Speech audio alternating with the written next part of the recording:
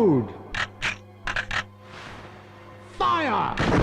General Dyer ने अपने आदमियों को हवा में अथवा अपने निशानों पर आए लोगों के पैरों पर गोलियां चलाने के लिए नहीं कहा था। उन्होंने डायर के आदेश पर निहत्थी एवं निसहाय भीड़ की छातियों, चेहरों और गर्भाशय पर गोलियां चलाई थी।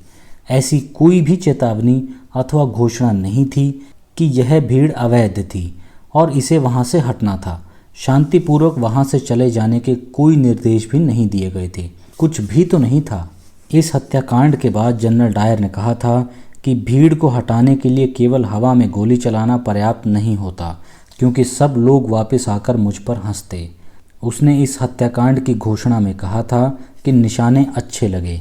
साथियों, इस वीडियो में मैं आपको बताऊंगा कि जलियांवाला बाग में जनरल डायर ने कितनी गोलियां चलाई थी और उन गोलियों से कितने लोग मरे थे और वह घटना क्यों हुई थी। मार्च और अप्रैल 1919 में भारतीय लोग रॉल्ट एक्ट के विरोध में पूरे पंजाब में इकट्ठे हुए थे। उन्होंने 30 मार्च और 6 अप्रैल को हड़तालों के माध्यम से अमृतसर सहित अनेक शहरों में सामान्य व्यापार बंद रखा था।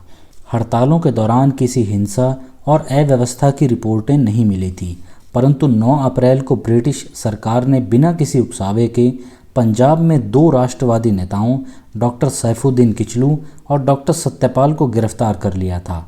उन्होंने विरोध सभाओं को संबोधित किया था।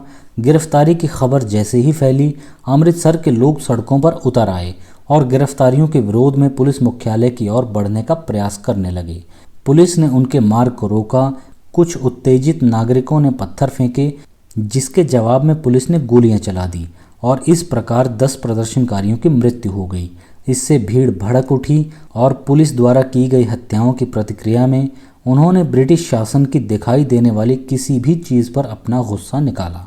इसके बाद होने वाले दंगों में 5 अंग्रेज मारे गए और एक महिला मिशनरी पर भी हमला हुआ था, परंतु उस महिला को भारतीयों द्वारा बचाकर सुरक्षित स्थान पर पहुंचा दिया गया था। ब्रिटिश शासकों ने व्यवस्था की बहाली के लिए तुरंत अमृतसर में सैनिक दल भेज दिए। 11 अप्रैल तक 600 सिपाही पहुंच गए और इसके बाद अगले दिन उनका commander brigadier general Reginald Dyer भी वहां पहुंच गया। तब तक शहर शांत हो चुका था और जो भी प्रदर्शन एवं विरोध की बैठकें हो रही थी वे पूर्णतः शांतिपूर्ण थी, परंतु फिर भी डायर ने अपनी शक्ति के प्रदर्शन में अनेक गिरफ्तारियां की और 13 अप्रैल को उसने एक उद्घोषणा की, जिसके द्वारा लोगों को पास लिए बिना शहर छोड़कर जाने, प्रदर्शन अथवा जुलूस निकालने अथवा 3 से अधिक के समूह में इकट्ठा होने से भी रोका गया था। शहर इन प्रतिबंधों में खौल रहा था, परंतु कोई विरोध प्रदर्शन भी नहीं हुए थे। इसी दौरान इस घोषणा से अनजान आसपास के ज़िलों के कोई 10 से 15 हज़ार लोग अपना महत्वपूर्ण धार्मिक त्यौहार बैसाखी मनाने के लिए शहर में इकट्ठा हो गए थे। वे 4 दीवारी में बंद एक बाग जलियांवाला बाग में एकत्र हुए थे। यह बाग अमृतसर में सार्वजनिक कार्यक्रमों के लिए एक प्रसिद्ध स्थान था, परंतु इसके भीतर केवल 5 तंग दरवाज़ों से ही जाया जा सकता था। डायर को जब इस मीटिंग का पता चला तो उसने यह जानने का कोई प्रयत्न नहीं किया कि यह किस संबंध में थी। उसने तुरंत बख्तरबंद कारों में सैनिकों के दल लिए जो मशीन गनों से लैस थे। उन्होंने अपने वाहन बाग के दरवाजे के सामने लगा दिए।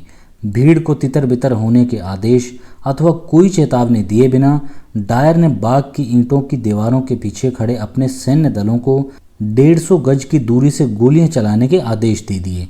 हालांकि यह स्पष्ट था कि यह निहत्थे नागरिकों की एक शांतिपूर्ण सभा थी। दीवारों में बंद शांतिपूर्ण ढंग से इकट्ठे हुए निहत्थे एवं अहिंसक पुरुषों, महिलाओं व बच्चों ने चीखना एवं भय से बंद दरवाजों को धकेलना शुरू कर दिया, परंतु डायर ने अपने सिपाहियों को गोला बारूद समाप्त होने तक गोलीबारी जारी रखने का आदेश दिया था। सिपाहियों ने जब गोलीबारी बंद की तो वे 1650 गोलियां चला चुके थे, 379 लोगों को मार चुके थे। यह संख्या वह है जिसे अंग्रेज सरकार ने स्वयं स्वीकार किया था और 1137 लोगों को जख्मी कर चुके थे। डायर ने बहुत संतोष के साथ टिप्पणी की थी कि एक भी गोली व्यर्थ नहीं गई थी। साथियों, यह थे ब्रिटिश शासन के कारनामे।